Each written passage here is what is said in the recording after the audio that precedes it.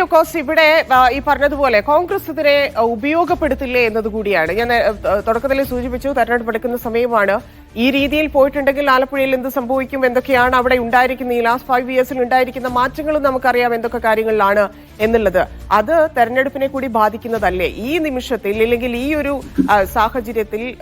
പ്രത്യേകിച്ച് തെരഞ്ഞെടുപ്പ് മാത്രമല്ല, പല വിഷയങ്ങളിലും ആരോപണങ്ങൾ ഉയരുന്ന സാഹചര്യമുണ്ട്.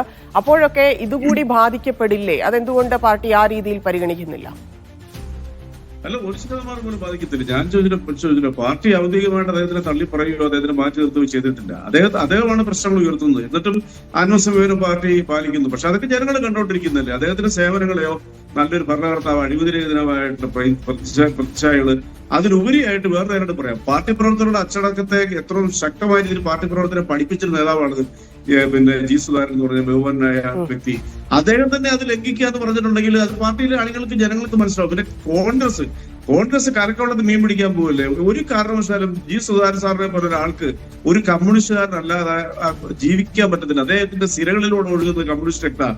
ഇവരെന്ത് പറഞ്ഞാലും അദ്ദേഹത്തിന് ആവർത്തിച്ച് പറയേണ്ടി വരികയാണ്. പുന്നപ്രവയകാരന്റെ മണ്ണിൽ നിന്നാണ് ഞാൻ സംസാരിക്കുന്നതെന്ന് അദ്ദേഹത്തിന് ആവർത്തിച്ച് പറയേണ്ടി വരികയാണ്. അദ്ദേഹം BJP-യിലേക്ക് പോയി പാർട്ടി പുറത്താക്കി എന്ന് പറഞ്ഞിട്ട് ടീ പാർട്ടി നടത്തിയെന്നാണ് അദ്ദേഹം പറയുന്നത്, അവിടുത്തെ പ്രധാനപ്പെട്ട നേതാക്കളും അണികളും. വെറുതെ പറഞ്ഞത് അദ്ദേഹത്തിന് ആരെങ്കിലും തെറ്റിദ്ധരിപ്പിച്ചായിരിക്കും. അങ്ങനെയൊന്നും ഒരിക്കലും CPM-ൽ നിന്ന് ഞാൻ ആലപ്പുഴയായിട്ട് അടുത്ത് ജീവിക്കുന്ന ഒരാളാണ്. അവിടെ ഒന്നും അങ്ങനെ ഒരു സംഭവം ഉണ്ടായിട്ടില്ല. അദ്ദേഹത്തിനെ ഈ വ്യക്തിഹത്യ നടത്തുന്നത് വ്യക്തിഹത്യ ആരും നടത്തിയിട്ട് പാർട്ടി അച്ചടക്കം സ്വീകരിക്കുന്നതായിരുന്നു ഒരു നടക്കുമല്ലോ. പക്ഷേ ഈ കോൺഗ്രസിന്റെ ഒക്കെ സൈബർ സെല്ലിൽ നിന്നും അദ്ദേഹത്തിന് മാനസികമായ ബുദ്ധിമുട്ടുണ്ടാകാൻ വേണ്ടിയിട്ട് പലരും പല വ്യാജ ഐഡിയിലൂടെയൊക്കെ അദ്ദേഹത്തിനെ മോശമാക്കി അദ്ദേഹത്തിന് ഒരു പ്രതികരണം കിട്ടാൻ വേണ്ടിയിട്ട് നടത്തുന്ന നാടകങ്ങളെ കുറിച്ചൊക്കെ ഞങ്ങൾക്ക് വിവരം കിട്ടിയിട്ടുണ്ട്. അതൊക്കെ നമുക്കിപ്പോ അവരുടെ തന്നെ പാർട്ടി നേതാക്കന്മാർക്ക് എതിരെ അവർ പറയുന്നില്ലേ? അതിനൊന്നും ഒരു ഗ്രാവിറ്റി ഇല്ല. ജി സുധാകരൻ സാറിന്റെ പ്രശ്നങ്ങള് അത്ര രൂക്ഷമായ ഒരു വിഷയമാണെന്ന് എന്തായാലും നമുക്ക് തോന്നാൻ പറ്റത്തില്ല. പാർട്ടി ഉചിതമായ തീരുമാനങ്ങൾ എടുക്കും, ഒരു തർക്കമില്ല.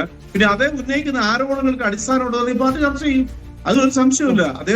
അദ്ദേഹത്തിന് മാനസികമായിട്ടുള്ള എന്തെങ്കിലും വിഷമം ഉണ്ടെങ്കിൽ അത് അദ്ദേഹം പറയേണ്ട വേദികളിലാണ് പറയേണ്ടത്, പരസ്യമായ മാധ്യമങ്ങളെ വിളിച്ചല്ല അദ്ദേഹം പറയേണ്ടത്. കാരണം CPM പ്രവർത്തിക്കുന്ന ഒരാളെന്നുള്ള നിലയ്ക്ക് അദ്ദേഹം അച്ചടക്കം പാലിക്കേണ്ട അത് ആരായാലും, അത് മുഖ്യമന്ത്രി ആയാലും. അങ്ങനെയെങ്കിൽ പാർട്ടിക്ക് യോജിക്കാത്ത പത്തോളം അദ്ദേഹം തന്നെ ഇന്ന് പറയുകയുണ്ടായിരുന്നു, 14ഓളം പ്രസ്താവനകൾ സജി ചെറിയാൻ നടത്തി.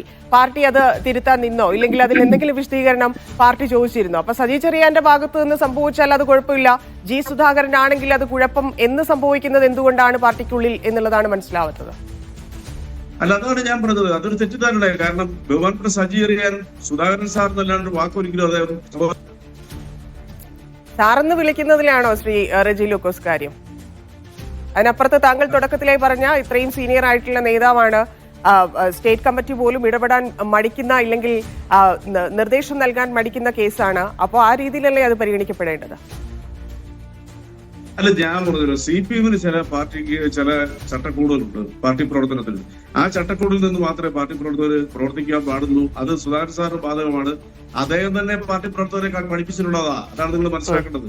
കാരണം അദ്ദേഹം പങ്കെടുത്ത 3 വേദിയിൽ ഞാൻ പങ്കെടുത്തിട്ടുണ്ട് ഒരു 4-5 വർഷങ്ങൾക്ക് മുമ്പ്. അദ്ദേഹം അച്ചടക്കത്തെ കുറിച്ച് എപ്പോഴും പറഞ്ഞൊരു പാർട്ടി പ്രവർത്തകൻ, അദ്ദേഹത്തിന്റെ സഹോദരൻ തന്നെ ഒരു രക്തസാക്ഷിയാണ്. അപ്പൊ അദ്ദേഹത്തിനോടുള്ള റെസ്പെക്ട് ഉണ്ട്. പാർട്ടിയുടെ രീതിയിലുള്ള കാര്യങ്ങൾ കൈകാര്യം ചെയ്യും. അദ്ദേഹത്തിന് എന്തെങ്കിലും വിഷമമുണ്ടെങ്കിൽ അത് പാർട്ടി ഫോറങ്ങളിൽ അദ്ദേഹം അവതരിപ്പിക്കട്ടെ, അല്ലാണ്ട് പരസ്യമായിട്ട് മാധ്യമങ്ങളെ വിളിച്ച് പറയുമോ? താങ്കൾ ആ പോയിന്റിലേക്ക് വന്നു. അതായത് ആ പോയിന്റ് തന്നെയാണ്, അച്ചടക്കമുള്ള നേതാവാണ് ആ രീതിയിൽ പറയുന്നത്. അപ്പൊ ആർക്കാണ് അച്ചടക്കമില്ലാത്തത് എന്നത് കൂടി പാർട്ടി കണ്ടെത്തേണ്ടതുണ്ട്.